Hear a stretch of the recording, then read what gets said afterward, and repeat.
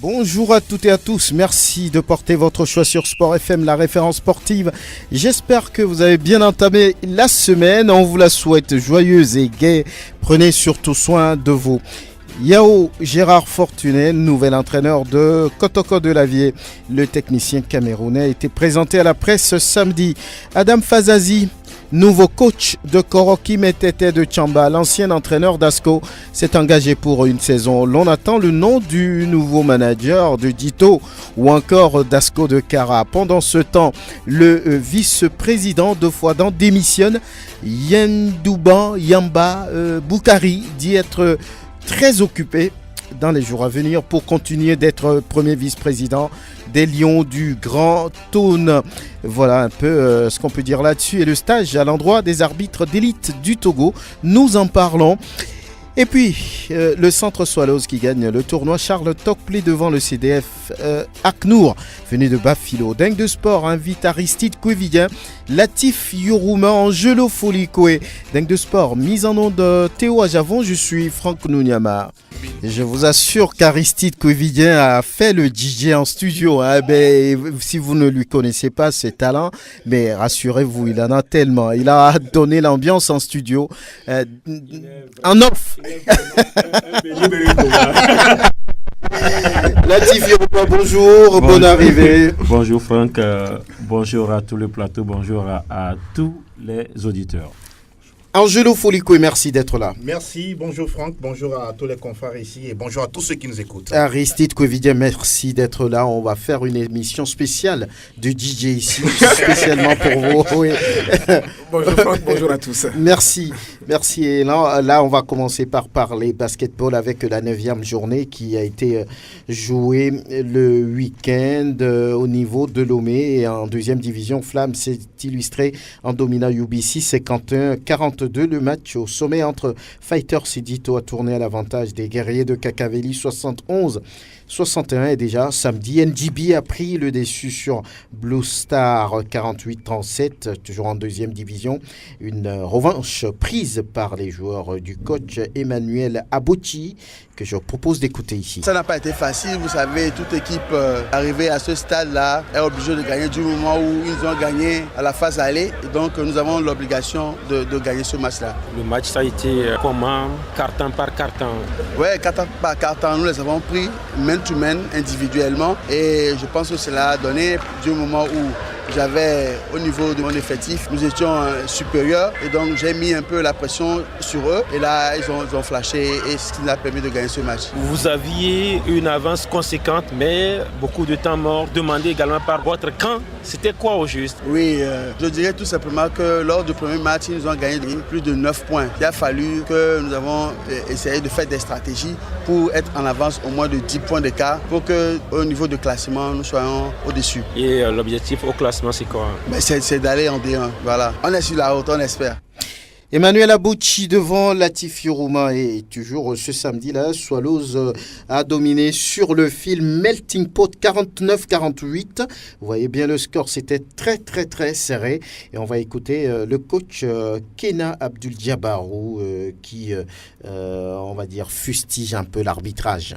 Je suis tellement énervé par rapport à l'arbitrage parce qu'on ne fait que tuer la jeunesse sportive togolaise. Les copinages, on doit arrêter. Ce match, je l'ai perdu à cause d'un coup de sifflet seulement. Si on veut que le basket togolais évolue, qu'on laisse les jeunes jouer, montrer leurs compétences et qu'on ait des bons basketteurs de demain. On en a marre de ça, de copinage de gauche à droite et on bascule le match comme ça. Tout le monde a vu. Un joueur qui tombe, qui sort avec la balle seul, on me colle une faute pour me faire un de lancer. C'est inacceptable. Et on revient au match. Vous avez quand même rattrapé l'adversaire, vous l'avez doublé entre-temps. On l'a doublé. La balle de match, c'est ça. Ils ont basculé. Ils savaient très bien si on montait cette attaque, on mettait ce panier, même un point déjà, le match est déjà tué. On est toujours en retard, le Togo est en retard. Qu'on aide la jeunesse, nous sommes en retard. Entre-temps, vous avez manqué de concentration. Les lancers francs, vos joueurs les ont ratés, coach. Ça fait partie du match, parce que c'est la pression. J'ai que des jeunes joueurs, 20 ans, 22 ans, 23 ans. C'est l'expérience. Swallows, c'est un club qui joue déjà en première division. Ça fait déjà plus de 10 ans. Les jeunes, c'est leur deuxième année en première division. C'est la pression. Vous voyez des jeunes, ils voient que le match était dans leur main et basculé par un coup de sifflet. C'est le mental après là-bas.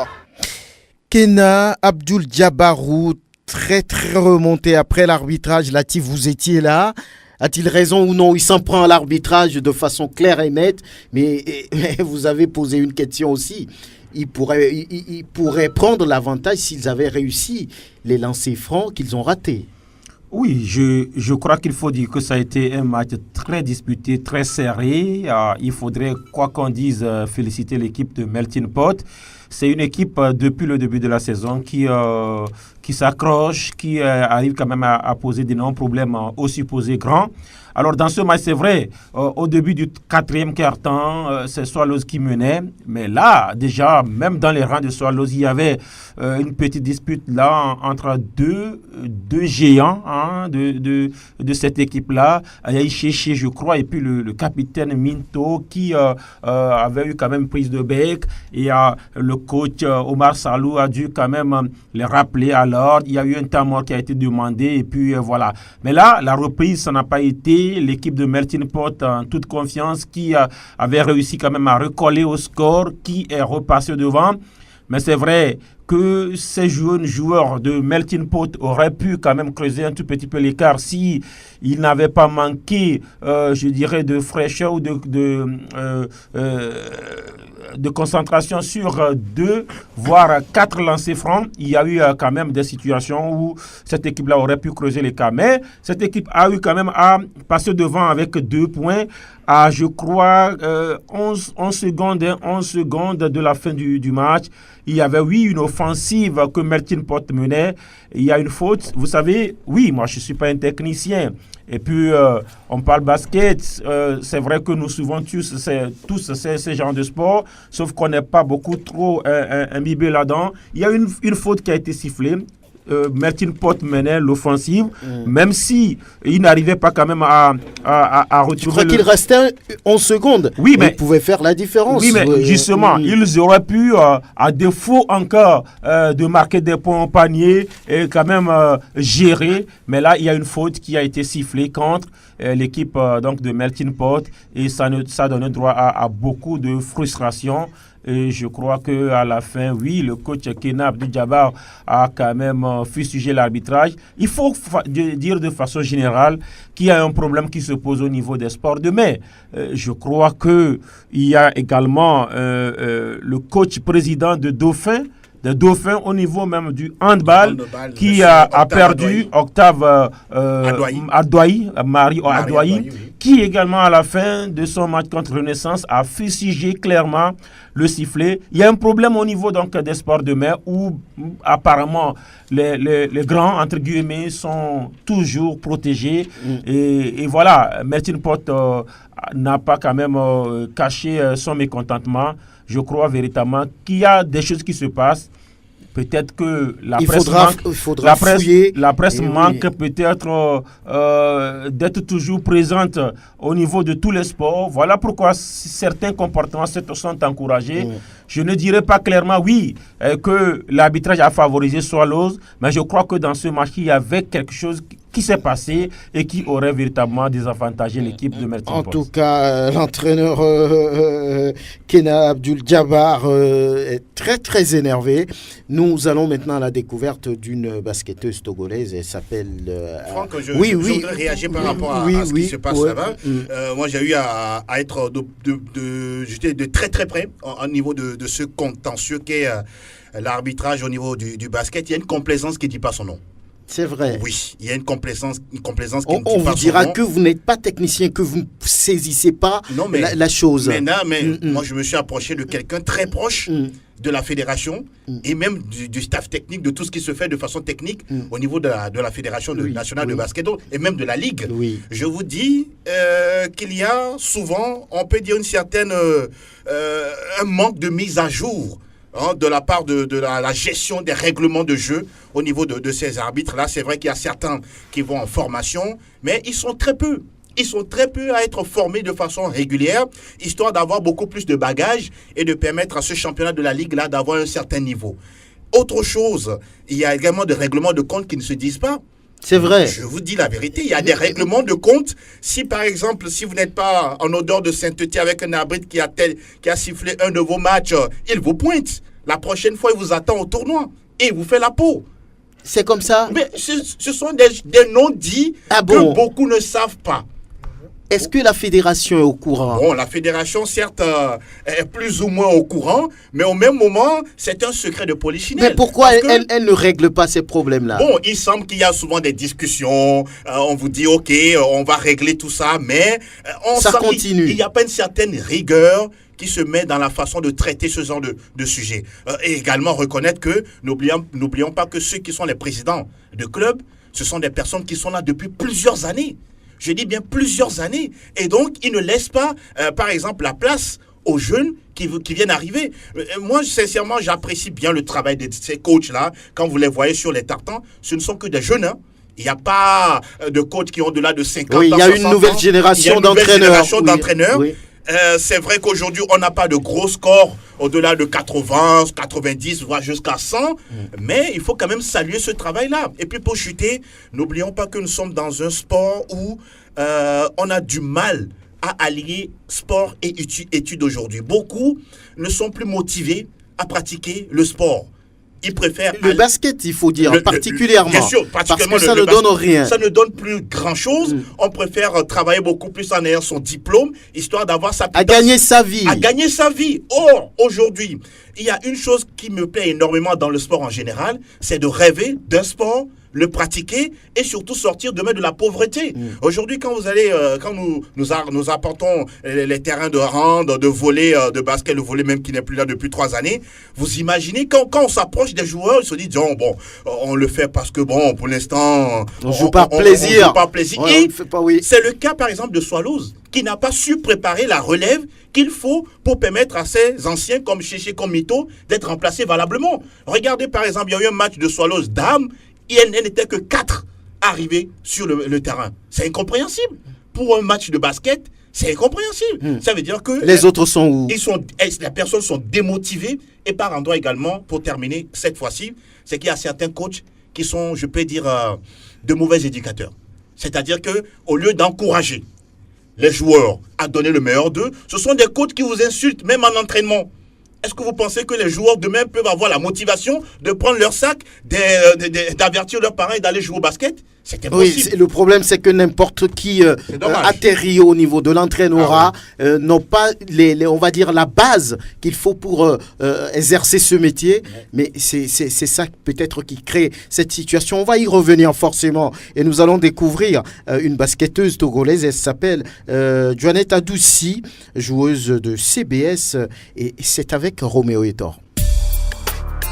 Adoussi Joannette, capitaine de CBS, club à basket système, fait partie des 4 qui portent l'équipe. Son aventure avec CBS a commencé dans les années 90. J'ai commencé à jouer en CBS depuis 1995-96. Adoussi Joannette a connu plusieurs championnats en Afrique. La capitaine de CBS raconte son parcours. Je suis allé à Burkina Faso, il y a le Nigeria, il y a la Tunisie, j'ai fait le Maroc aussi avec eux, j'ai fait Bénin. De toutes les façons, j'ai fait beaucoup de tournées avec l'équipe de Facebook. Fan de la NBA, Joannette s'inspire de 2 monstres du championnat nord-américain. Quand je regarde Iverson, son match, le lendemain quand je viens au terrain, si même j'ai un match ou pas, au moins moi je sais que j'applique 16-75% de jeu dans mon jeu. Et beaucoup de personnes peuvent le confirmer. Curry aussi je l'aime, il est calme.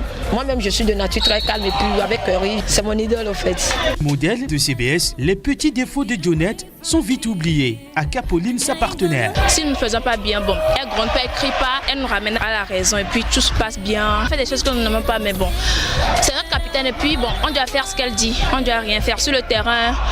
C'est ce qu'elle dit qu'on doit exécuter. Donc après ça, c'est bon, on est bien avec elle, elle joue avec nous très bien hors du terrain. Aucun entraîneur n'aime perdre son meilleur élément. Et si cela devrait arriver, il faudrait se préparer. Le coach de Joannette, Salifou Biram, est prévoyant. On commence à travailler avec toutes les joueuses. Si on base tout le jeu sur la capitaine et que la capitaine doit voyager, même l'entraîneur ne pourra pas faire des miracles. Mais Joannette Adoussi, si vous avez ce bagage-là, vous ne pouvez que vous faire respecter. En tout cas, si vous avez aimé ce portrait, cet extrait de portrait de Joannette Adoussi avec Roméo Etor, l'essentiel c'est de retrouver Handsport ce soir avec Angelo Folikwe pour avoir l'intégralité de ce portrait assez intéressant. Et nous parlons football avec Yao Gérard Fortuné qui est nommé nouvel entraîneur de Kotoko de Lavie. C'était le week-end, tout simplement samedi, s'il faut être précis. L'ancien entraîneur de Koroki, de Sarah Football Club ou encore de Fouadan a laissé entendre ce qu'il pense. Ses premières réactions, on va dire, nous proposons de l'écouter. Ce qui m'a motivé, c'est le challenge et puis c'est l'envie des dirigeants à pouvoir remonter directement en première division. Vous savez, en tant qu'entraîneur, il faut des challenges et quand vous parvenez, comme je l'ai fait au Burkina, à monter une équipe, ça vous donne vraiment beaucoup d'opportunités et je pense qu'avec Lavie, ça peut être possible. Nous avons les armes nécessaires pour monter cette équipe, d'autant plus que les dirigeants mettent déjà les moyens. Avec mon staff, on irait aussi chercher des éléments qu'il faut pour pouvoir coûte que coûte faire monter cette équipe en première division. Certes, elle ne serait pas facile et nous allons nous battre à ce que nous puissions atteindre nos objectifs qui nous ont été assignés. Il y a un travail qui a été fait par Kassim Gouyazou. Vous allez surfer sur le noyau qui est là ou vous allez balayer tout? Je pense que je vais m'appuyer sur ce nœud-là pour pouvoir bâtir une équipe compétitive et homogène et gagnante. À l'instant, il y a Gérard Fortuné, nouvel entraîneur des Porcs Épiques de Lavie. Derrière lui, le président du club qui reste confiant pour la suite. Yao Gérard Fortuné a un bon CV, tout simplement. Nous avons reçu pas mal de CV, une dizaine. Nous avons parcouru tous ces CV-là. Mais son CV, nous l'avons trouvé bien riche sur le plan éthique aussi, ce qui est important pour moi. Je crois qu'il pourra faire l'affaire. Qu'est-ce que le bureau compte faire pour accompagner suffisamment le coach à faire de bons résultats? Lui donner les moyens nécessaires. Vous savez, on ne peut pas aller à la guerre sans armes. Je crois que nous allons lui donner les moyens qu'il faut, les moyens nécessaires pour qu'il puisse réussir sa mission. Il a besoin de joueurs, quels qu'ils soient. Il a besoin de joueurs, il faut qu'il aille les chercher. On lui donnera les moyens également pour aller dénicher ces joueurs-là où qu'ils se trouvent. Partout où ils se trouvent, il ira les dénicher. L'objectif à signer? Aller en D1, quitter la D2 et aller en D1. Tout de suite là? Moi je suis allé au marché avec de l'argent dans la poche pour acheter un produit. Je lui ai dit que la D2, c'est une obligation pour nous de ne pas y rester. La D1, il faut monter, il n'y a rien à dire. C'est la D1 ou rien. L'article numéro 1 de son cahier de charge, c'était tout faire, et amener le club en D1. Voilà. Valentin Adodo, c'est lui, le président de Kotoko de Lavie. Très confiant. Angelo Folikwe, vous avez eu à l'interroger, vous étiez devant lui. Il ne veut rien, sauf... Article numéro 1. Oui, il y a même des articles. Et c'est la montée, ou bien le retour en première division dès la saison 2019-2020. Non, je pense que vous le dites si bien. Je me rappelle que lors du dernier match Kotoko Simassi à Lavie, quand nous l'avions interrogé, il était tout simplement assez direct en disant qu'il a des projets nobles et précis pour le club de Kotoko. Ça veut dire que le fait de faire amener tout de suite Yao Gérard Fortuné en lieu et place de Kassim Gouyazou, qui a fait un très bon travail, s'inscrit dans cette logique-là. Ce qui est intéressant, le samedi dernier, on a assisté à une présentation normale, comme ça se fait, comme on le voit sous certains cieux, avec le staff, certes, dirigeant qui était là, les sympathisants, les supporters de cette formation, même si, bon, on ne parle pas franchement de supporters là-bas pour l'instant, qui étaient là, les hommes de médias également. Et donc, on a présenté brièvement son curriculum vitae, et juste derrière, on a eu à lui laisser la parole. Et à partir de là, on a senti quelqu'un qui aime le challenge, qui a envie de faire quelque chose avec cette formation de Kotoko. C'est vrai qu'a priori, on se dit, tiens, on a l'impression que c'est une patate chaude en même temps entre les mains. Mais on est en football où tout est possible. On se rappelle que la saison dernière... Avant même la saison dernière, en 2016-2017, Kotoko avait engrangé 4 points sur toute la saison. La saison dernière, c'est 18 points. Ça montre à suffisance qu'il y a un travail qui a été fait. Il y a un groupe de qualité, même si ce n'est pas suffisant. Maintenant, ce que j'ai apprécié dans sa communication, il dit qu'il va surfer sur le noyau qui est là. Ça, c'est très important. D'aucuns entraîneurs auraient aimé tout de suite, c'est vrai, peut-être prendre 1 ou 2 joueurs maximum. Le reste, on les écarte et on va chercher d'autres joueurs ailleurs. À partir de là, je pense que ce serait mal parti. On a approché les joueurs, dont le capitaine Koriko Abdourazak, qui est également content de l'arrivée du nouvel entraîneur, qui est tout simplement donne, on peut dire, son accord à pouvoir l'accompagner, parce que n'oublions pas, lorsqu'un entraîneur nouveau arrive, tout de suite, il y a un choc psychologique qui ne dit pas son nom. Il y a un travail qui a été fait par l'ancien. Il y a une certaine habitude qui s'est installée. Et quand un nouveau vient, on assiste à un changement progressif. Même les sympathisants du club sont également contents de l'arrivée du joueur et je pense même, de l'entraîneur. Et je pense que le fait même d'avoir présenté officiellement l'entraîneur, ça montre à suffisance qu'on respecte le public, qu'on respecte le peuple de l'Avier et que le club n'appartient pas à un seul individu, mais à toute une communauté. Et pour chuter, je me dis que si Yao Fortuna a eu un contrat en bonne et due forme, ça veut dire qu'en amont, il y a beaucoup de discussions qui ont été faites et il a été d'accord en voyant les conditions de travail, les moyens qu'on va mettre à sa disposition pour accepter un tel challenge. Voilà pourquoi je demande au président, est-ce que c'est pas trop tôt tout de suite de demander à Yao Fortuna de ramener le club en première division? Il dit, c'est ça ou rien. Donc, pour l'instant, on attend de voir. Il est là, il va prendre ses repères et vivement que la réussite soit de son côté. En tout cas, c'est l'ancien entraîneur de Koroki Metete, de Sarah Football Club de Fouadan. Il a quand même du recul, il a eu une certaine expérience. Aristide Quevilien, vous vous attendiez à ce choix de Fortuné Yao. L'objectif, il le connaît, la montée ou rien en première division. Il a dit que ça sera difficile, mais on va essayer. En football, tout est possible, dit-il. Oui, je suis parfaitement d'accord avec vous, sauf que je suis en train de remarquer qu'on est en train de demander l'impossible à notre cher ami Yao Fortuné. Pourquoi l'impossible? Oui, l'impossible, parce que je me dis, quand j'ai écouté tout à l'heure le discours du président, je me dis, est-ce que je suis en train de rêver ou est-ce que c'est une autre personne Parce que je me dis, il avait le temps quand même de faire tout ça, tout ce qu'il est en train de dire. Pourquoi ne pas faire l'effort de maintenir le club en première division? Parce qu'en première division, personne ne demande à Kotoko d'être premier. Personne ne demande à Kotoko d'être dans le peloton de tête. Mais ne serait-ce se maintenir en première division devait être l'objectif précis. Donc, de Vous savez que le club était en D2 avant qu'on ne fasse l'apaisement. Oui, sauf que cette année, il n'y aura pas d'apaisement. Oui. Et donc, le club sait que la carotte est déjà cuite. Cette formation est restée donc en deuxième division. Je comprends la logique, mais je suis en train de dire simplement que je considère quand même que c'est de l'impossible qu'on est en train de le demander. Nous sommes en football, tout peut arriver.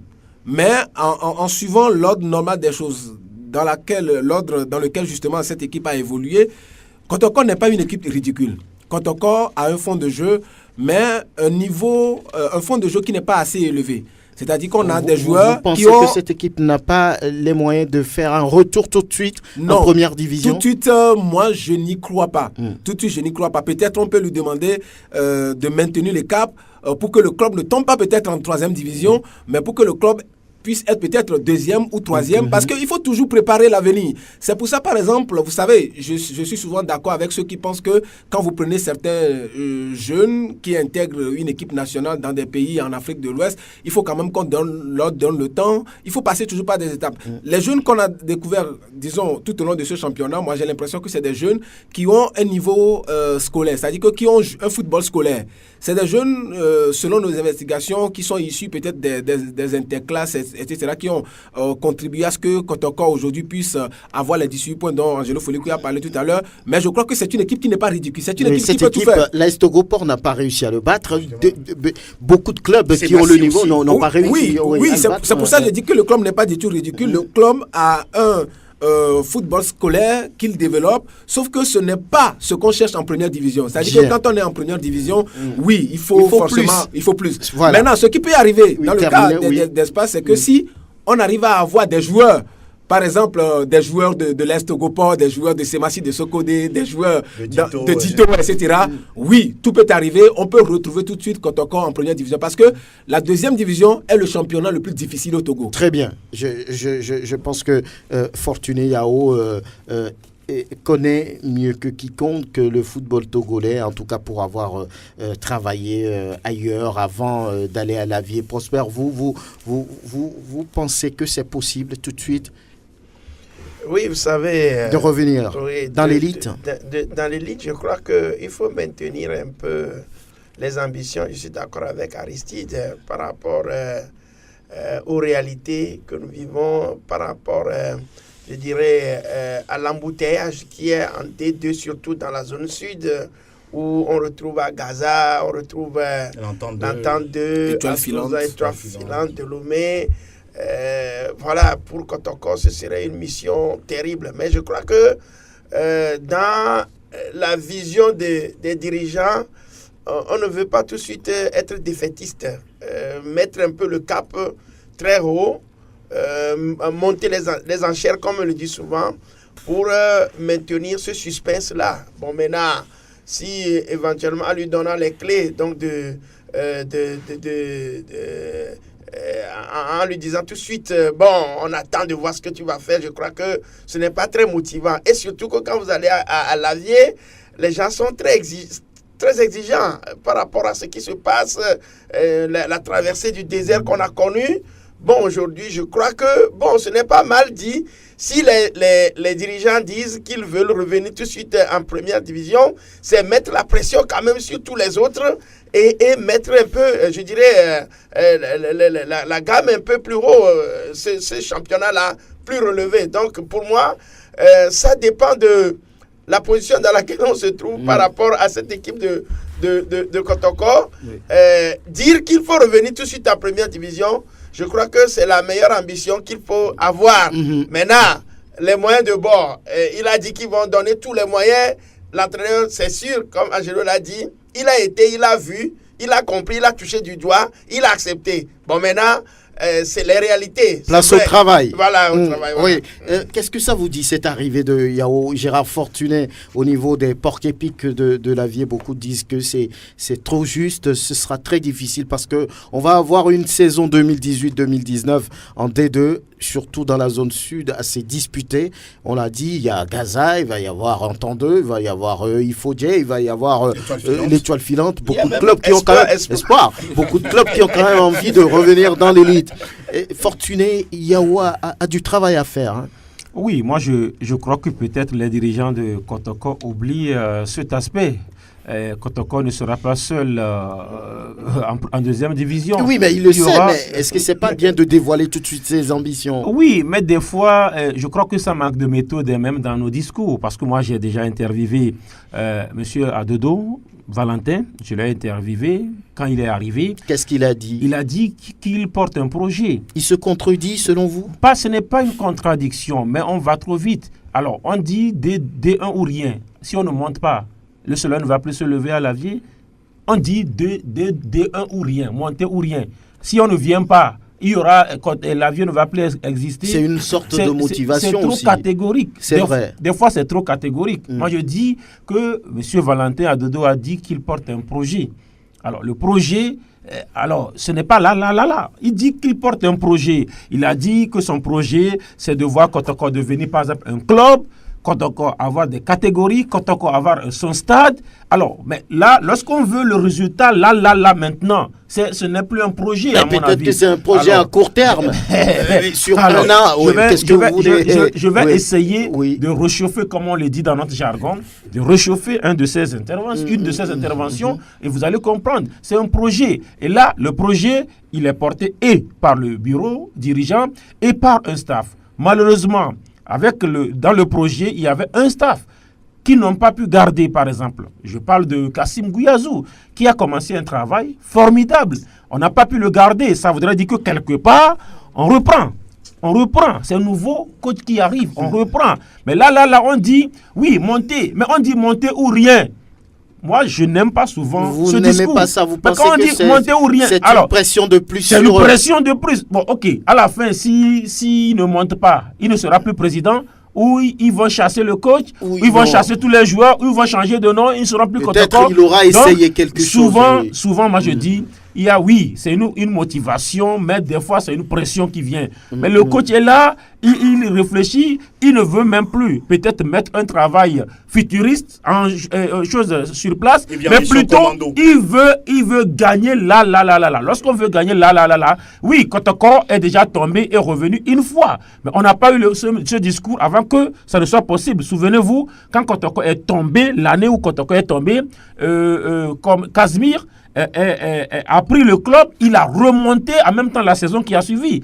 on n'a pas eu quand même cette pression pour que Kotoko revienne. Moi, je pense que la qualité de jeu que l'équipe a eu dans la deuxième phase du championnat, oui, avec ce même rythme, Kotoko peut revenir. Oui. On n'a pas besoin de dire que c'est D1 ou rien. Peut-être c'est une façon de voir les choses. S'ils ne viennent pas, ils feront quoi? C'est la question. Oui, peut-être Angelo voulait ajouter quelque chose. Par rapport au développement en ce qui concerne le projet de Valentin Ndodo, ce qui est également intéressant dans son discours au niveau de la construction du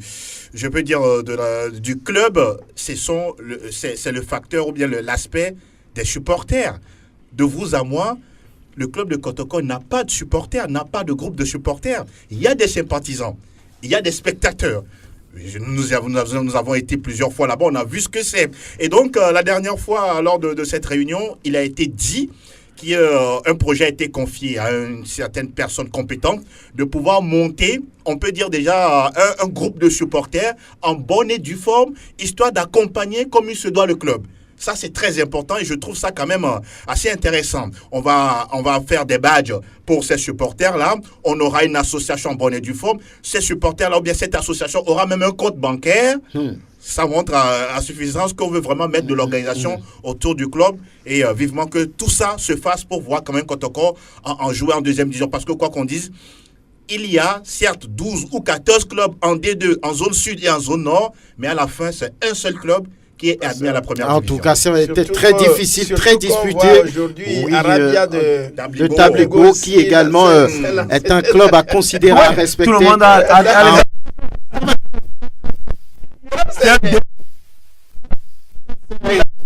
on va rester avec le club. L'étoile filante d'ailleurs a déjà recruté Kofi Komlan, à qui on a demandé de monter le club en première. Ça n'a pas réussi. On verra, on reste avec les clubs togolais pour parler de Adam Fazazi qui prend désormais la destinée de Koroki Metete de Tchamba. Il a signé pour une saison. Oui, Aristide Kouevidien, on citait des noms, il en faisait partie. Maintenant, c'est officiel avec Adam Fazazi, l'ancien entraîneur de Maranatha, de Ange, d'Asco, d'Asfosa et que sais-je encore. Il est arrivé pour continuer après Maurice Noutugien. Oui, je crois que son dernier passage c'était au Ghana où il était entraîneur adjoint de Interalaïs.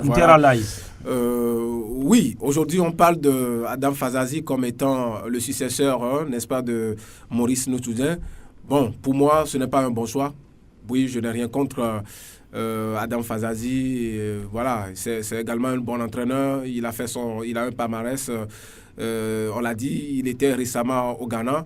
Mais je crois que pour remplacer Maurice Noutugien, ce n'était pas le profil adapté. Adapté pour vous. C'est-à-dire, je ne comprends pas. Pour remplacer un entraîneur champion qui a été vainqueur, n'est-ce pas, d'un championnat avec un club, ce n'est pas avec, disons, un entraîneur à jeun d'un centre de formation ou d'un club d'ailleurs qu'il faut le remplacer. C'est-à-dire que on ne devient pas champion dans un gymnase. C'est-à-dire qu'on devient champion grâce à la détermination, grâce à la discipline et surtout à la disponibilité. Il a été entraîneur des juniors. Ça peut être une expérience. Ça ne veut rien dire. Ça ne veut rien dire. Non, mais être entraîneur de juniors d'une équipe nationale, ça ne veut rien dire par rapport au championnat. D'ailleurs, il y a des gens qui ont dirigé, disons, l'équipe cadette ou l'équipe junior, mais qui n'ont rien foutu au niveau du championnat. Pour vous, ce n'est pas le bon choix. Ce n'est pas le bon choix. Très bien. Je crois qu'aujourd'hui, il fallait peut-être chercher mieux parce que je crois que au Togo, on a encore des talents, on a des entraîneurs qui peuvent véritablement remplacer Maurice Noutugien. Oui, Prosper, vous. Adam Fazazi, nouveau manager du champion du Togo, Koroki Metete. Bon, c'est un défi intensement relevé auquel Adam Fazazi est soumis. C'est, comme Aristide l'a dit, c'est un entraîneur visionnaire. Il a des projets. Souvent, il n'a pas la chance d'aboutir à ses fins. Bon, maintenant, moi, je ne sais pas pourquoi est-ce que les dirigeants de Koroki ont voulu changer tout de suite, sans, comme Aristide l'a dit, rien contre mon ami. Ils avaient dit qu'ils n'avaient plus le temps pour Koroki, avec sa nomination au niveau des U17. Bon, je crois que la rupture, elle n'est pas bonne. on aurait pu peut-être, avec le nouveau statut de Maurice Nsoudien, l'associer peut-être à Fazazi. On penserait que c'est dans la continuité. Parce que chez nous, on dit souvent c'est au bout de l'ancienne corde qu'on tisse la nouvelle. C'est-à-dire, il y a une rupture brutale. L'équipe est en Ligue des Champions. Je voudrais donner le bénéfice du doute à Fazazi, mais je dis le défi est très grand à relever. Autant Koroki nous a montré un aspect l'année dernière avec la philosophie de Nsoudien. Et cette rupture-là, est-ce que ça va arranger? Donc pour moi, évidemment, il faut dire la vérité, ce n'est pas le moment où on devait changer. Vous ne comprenez pas ce changement, cette rupture. Regardez, au niveau de ACK, en remplaçant Bakbokoumi, ils sont allés encore loin. Par l'ancien entraîneur de l'EFO, voilà, de Ouagadougou. Peut-être par rapport à son expérience, parce qu'il a été déjà loin. Bon, maintenant, avec Fazazi, je ne sais pas... Vous ne trouvez pas que c'est le bon choix aussi? Le bon choix pour l'instant. Latif. Oui, moi, est-ce que c'est un mauvais choix? Je n'en sais rien. Un bon choix? Je n'en sais rien. Mais ce que je sais, c'est que Fazazi est un entraîneur de football, tout comme Maurice Nsoudien. Nous tous, on l'a décrié. La rupture n'a pas été bonne. On pensait quand même aussi à un projet là-bas que porte Maurice Nsoudien, qui est un battant, un travailleur.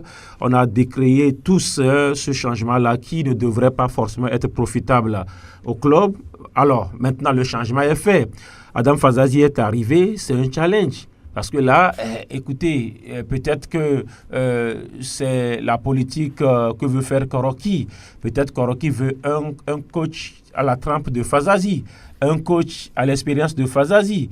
Voilà, donc on attendra forcément de voir. Koroki est champion, d'accord. Vous ne trouvez pas que ce choix, c'est peut-être vendanger le parcours de Koroki, le projet, beaucoup le disent. Oui, Koroki, le poids de Koroki n'est pas au-dessus du poids de Adam Fazazi. Vous n'allez pas, par exemple, me dire que Koroki est au-dessus de Maranatha ou Koroki est au-dessus d'Asco. Cet entraîneur-là a déjà coaché ces équipes-là. Avec quel résultat? Bon, je ne sais pas. Bon, maintenant, on l'a dit, Prosper a commencé et je pense que oui, la rupture, on l'a décrié. Maintenant, ça, il y a quand même une nouvelle page qui s'ouvre. Est-ce que Koroki a les moyens d'aller chercher un entraîneur au Ghana? Koroki a les moyens d'aller chercher un entraîneur au Burkina, comme l'a fait la SCK? Sur le terrain, ils ont vu peut-être Adam Fazazi. Qu'est-ce que Adam Fazazi a proposé? On ne sait pas. Ailleurs, je donne pas l'exemple de Sokodé. Oloufadi est parti. Semassi n'est pas allé chercher plus lourd que Oloufadi.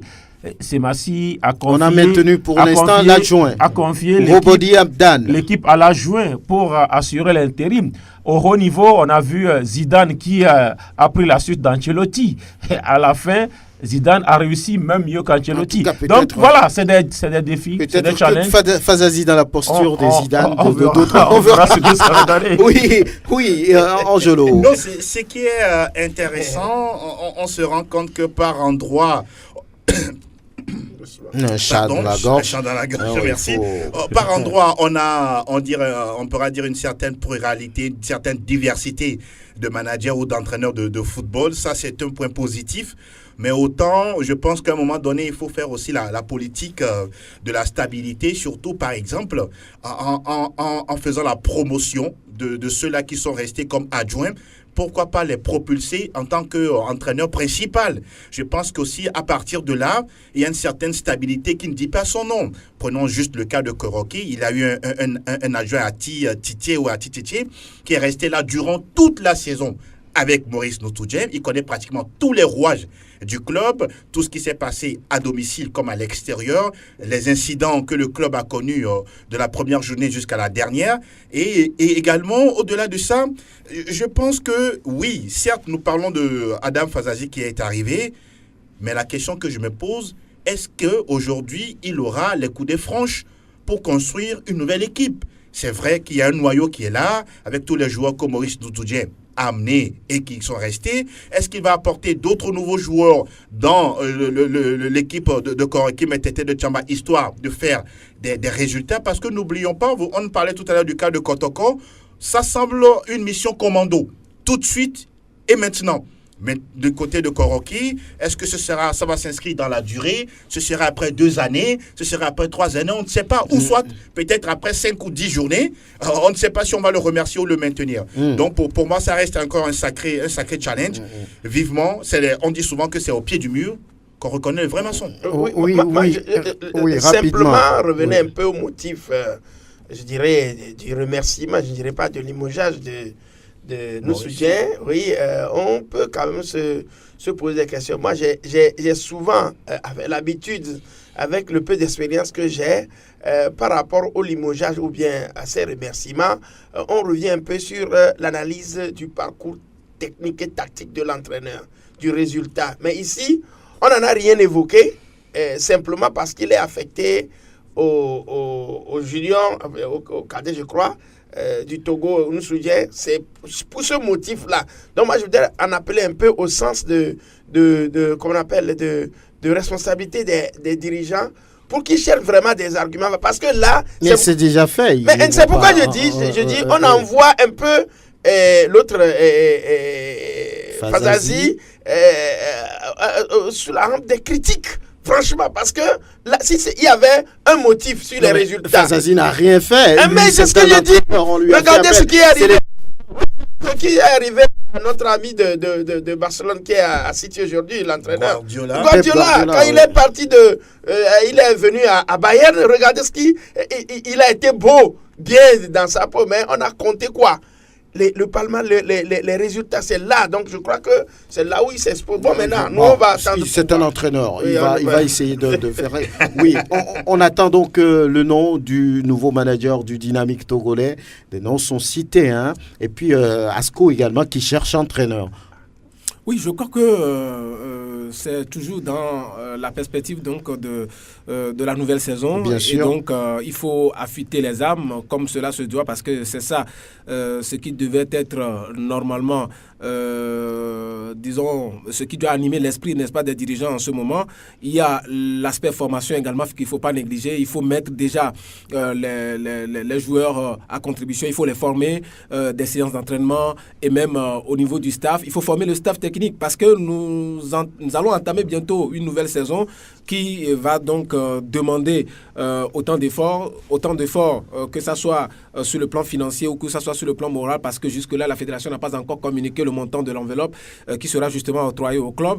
Donc, je crois que au niveau du Dynamique togolais, bon, je ne sais pas si, par exemple, on va faire appel à un entraîneur du pays ou à quelqu'un qui a déjà fait l'expérience au-delà de nos frontières puisque c'est maintenant la tendance au niveau des clubs. J'ai vu également ce qui s'est passé avec l'AS OTR. L'essentiel, c'est qu'on ait un entraîneur qui puisse faire le travail. C'est-à-dire que normalement, quand vous voulez remplacer quelqu'un, il faut que vous puissiez trouver celui qui est beaucoup plus meilleur. C'est ça. Oui, c'est ça. Mais quelqu'un qui est en dessous peut venir faire le travail aussi. Oui, c'est possible. C'est possible en football. Hein. Oui, c'est possible en football, mais c'est-à-dire, c'est une probabilité. C'est une probabilité. On dit, par exemple, on va faire un peu de mathématiques. Hein, on dit la probabilité de réalisation simultanée de 2 événements est égale à la probabilité de réalisation du premier événement que multiplie la probabilité de réalisation du second événement, sachant que le premier événement est réalisé. C'est trop fort pour... Oui, sur le plan moral, j'allais vous développer ça pour que les gens comprennent. Que par exemple, quand vous savez déjà que vous avez quelque chose qui est garanti, il faut toujours conserver avant de penser à autre chose. C'est-à-dire que vous ne pouvez pas suivre 2 lièvres à la fois. Je ne sais pas si c'est Angelo ou bien quelqu'un d'autre qui parlait de la promotion des entraîneurs à jeunes. Je crois qu'en réalité, ça devait être, disons, un style de jeu ou un style de vie désormais pour les clubs togolais. Par exemple, au niveau du Dynamique togolais, on a vu ce qui s'est passé avec Diouf Fofana.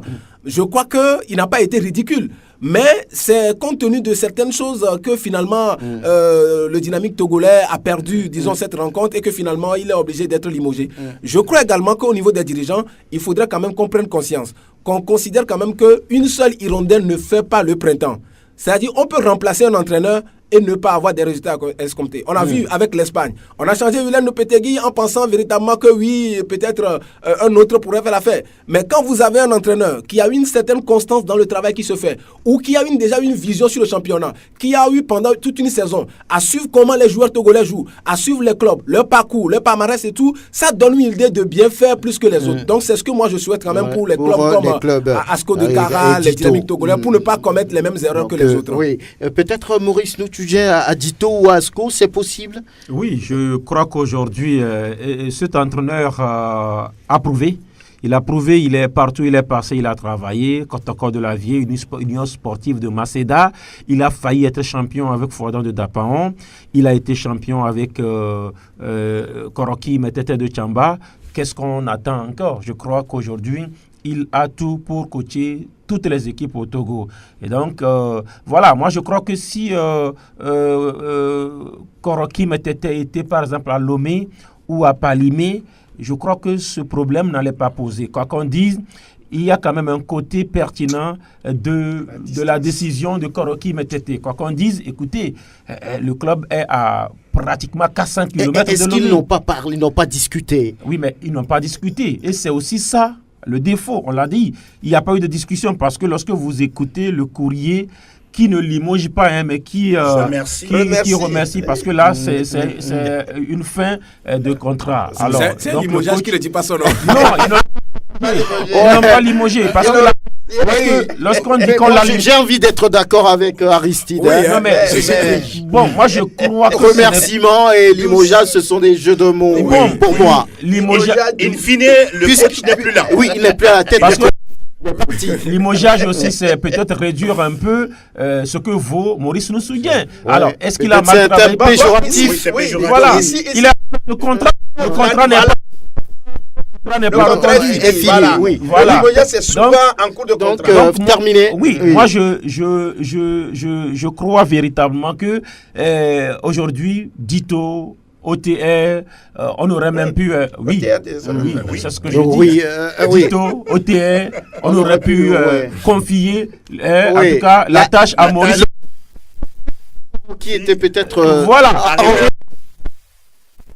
Il aurait pu travailler et au cadet et en même temps au club. On le voit avec l'Es Vita Club et avec notre ami là.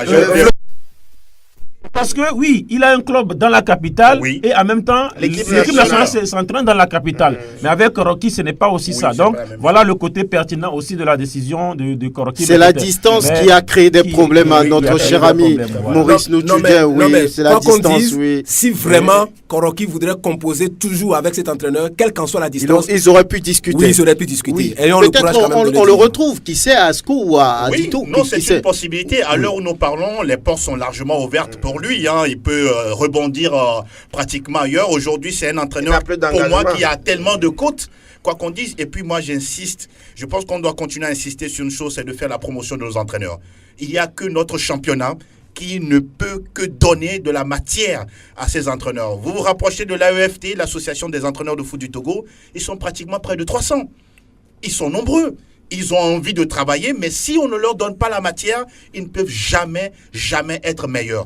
C'est vrai qu'on aurait... Le football est quand même devenu... universel. Oui, et puis c'est une affaire du business. Oui. Je ne peux pas engager un entraîneur en qui j'ai pas confiance ou qui peut faire le travail. Il y a ça aussi. Non, Franck, il faut donner la matière, d'accord, mais à ceux qui sont meilleurs. Parce que c'est du business. De l'ombre, justement. Merci de le dire. Et puis n'oublions pas que le fait qu'aujourd'hui le football soit devenu un vrai business, on ne cherche que des produits finis.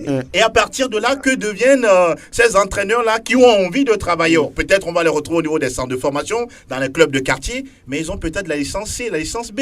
À partir de là, je pense qu'on est obligé de faire la promotion de ces entraîneurs-là. À moins que, si c'est vrai, un jour, nous arrivons à un championnat d'élite, on peut avoir, je peux dire, la plupart des entraîneurs internationaux, histoire de relever le niveau du championnat. Mais pour l'instant, moi je pense qu'on doit faire la promotion de nos entraîneurs. En tout cas, ils sont obligés de travailler, de s'exercer ailleurs. Mais il y a un phénomène également qui nous amène là. C'est parce que la fédération ou peut-être l'État togolais refuse de signer des contrats aux entraîneurs ou aux sélectionneurs à la tête des sélections. Alors, si il y avait des contrats, vous êtes un club, la sélection vous appelle avec un contrat, vous libérez gentiment la chaise. Exactement. Parce que vous avez un autre contrat. Voilà. Malheureusement, nos entraîneurs n'ont pas de contrat au niveau des sélections. Donc, ils sont obligés de protéger leur contrat parce qu'il n'y a pas de contrat de l'autre côté. Vous allez à une compétition éliminatoire, lorsque vous êtes éliminé, alors vous n'êtes plus là. Aujourd'hui, Aïvi, il est là. Voilà. Il y a d'autres également, les Tometika et autres. Est-ce qu'ils ont même le carburant pour la fin du mois? Ils n'en ont pas. Alors, si vous avez un club avec un petit contrat, est-ce qu'il faut peut-être laisser le contrat? Non. Malheureusement, l'État aussi est, comment on dit, l'une des causes de ce qui arrive peut-être à Maurice Nusoudia ou bien à d'autres également. Tout cela est à revoir. On va noter le premier but de Mathieu Dossevi avec son nouveau club, le TFC, Toulouse Football Club. C'est bien pour lui. Il a marqué le deuxième but de son équipe pour la victoire face à Bordeaux. On va dire que voilà, il fait partie des Togolais qui ont quelque part bien entamé leur saison. Et puis Dienda Konam qui a été battu par le Real. Voilà. Il y a aussi plutôt Romao qui a dominé, qui a gagné avec Reims face à Lyon. C'est intéressant pour le début de Jacques Alexis Romao qui fait, on va dire, quelque chose d'intéressant avec les clubs de haut niveau, mais que le Togo... Non, il reviendra bientôt. Il reviendra.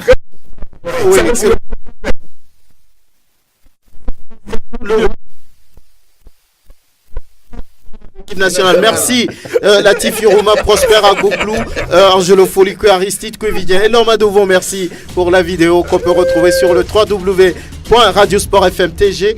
Théo Ajavon, à très bientôt.